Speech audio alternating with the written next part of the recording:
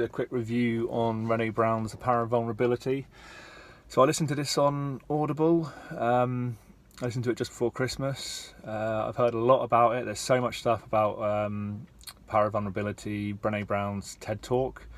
It's got millions of views. There's loads of stuff on it online. There's loads of reviews. So I'm not going to give, I don't want to give the same kind of review that people have been doing already, because I think that's a bit of a waste of time. I'm just going to give my honest opinion on the audio and just kind of talk about why I think it's so relevant to personal development, which is what I do on this channel. I want to talk about personal development and how we can improve ourselves through reading, through listening on Audible, through listening to stuff on YouTube and stuff as well. So this one by Brene Brown, I resisted it for ages. I'd heard a lot about it, and sometimes when I hear a lot about stuff, I hear a lot of hype, it kind of puts me off a little bit, and I kind of thought, I was going to resist it a little bit. It sounds a bit hippie, it sounds a bit, not too sure if it's up my street necessarily. Gave it a go, and to be completely honest with you, her voice really irritated me to begin with. I know it sounds a terrible thing to say, but that's just the honest truth. I just kind of thought, my God, she sounds whiny, and I don't know if I'm going to fancy this very much. An hour in, I'd gotten over that completely. I absolutely loved what she was saying and loved her. I thought she was fantastic, really interesting, giving really good advice. So The Power of Vulnerability by Brene Brown. It's really worth a go. Get it on Audible. If you don't want to get it on Audible and listen to the whole thing, then you can listen to her talks on YouTube as well. There's loads of stuff on there, like I say. She just talks about... it's really interesting. If you're someone who's into personal development, you're into business or entrepreneurship or anything like that, it can seem counter kind of intuitive really to sort of be vulnerable and to show your vulnerable side, but actually the way she talks about it really gives you a different perspective and really makes things interesting, and it really opened up my mind to that sort of way of thinking. It's about being authentic, but properly authentic, being yourself. It's about showing your emotion. It's about this idea that I really liked of being a wholehearted person.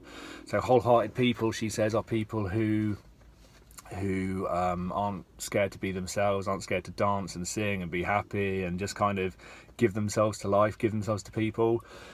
The opposite to that are people full of shame, who have been hurt over the years. They've said stuff, maybe they used to be confident, but someone did them down, criticised them, and they've got that pain inside them, and they're just sort of like clam up and don't want to sort of show their true self. And I think most people can relate to that. A lot of us, particularly in England, we try and be cool, we try not to sort of show our emotions. And in some ways, sometimes that works, but I think overall it's a bit of a disease. It can really cause problems for people. It can cause a lot of mental health problems, I think, really, when you're always trying to be cool, you're trying to be something that you're actually not.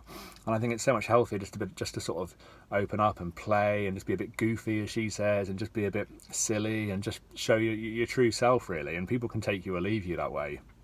And people do admire that kind of behaviour as well. People admire it when they see someone who's open and happy to be themselves. It might take the mickey out of them, between their friends and stuff like that, but actually often people are secretly jealous that they can't be like that themselves. So yeah, it's really interesting. It's a completely different take on the usual advice, I would say.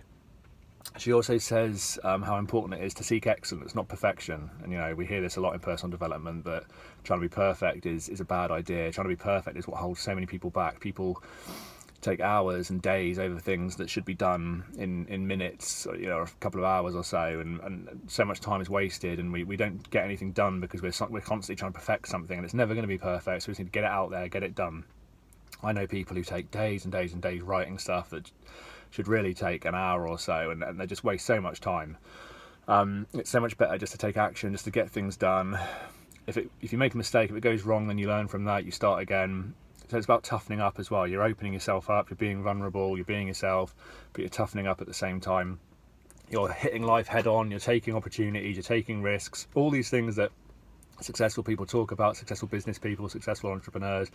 They talk about hitting life head on, taking risks, taking opportunities.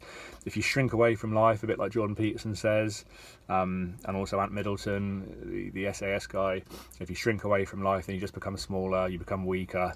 You've got to try and stand up, shoulders back, and take things on and be brave. Be vulnerable, be your real self. And learn. If it goes wrong, take the criticism, take the knocks, get back up again. And that's just the best advice really that I can give, and that I've taken from my years of reading personal development and trying to personally develop myself as well. So yeah, Brene Brown, The Power of Vulnerability on Audible. I really highly recommend it. I think it's one of the better ones that I've listened to actually. I don't think it's actually available in book form. I think it is just audio form. I could be wrong about that, but I couldn't see any books to buy. But there's so much stuff online for free. It's fantastic. She's got loads and loads of views on her TED Talks and stuff. So check it out online.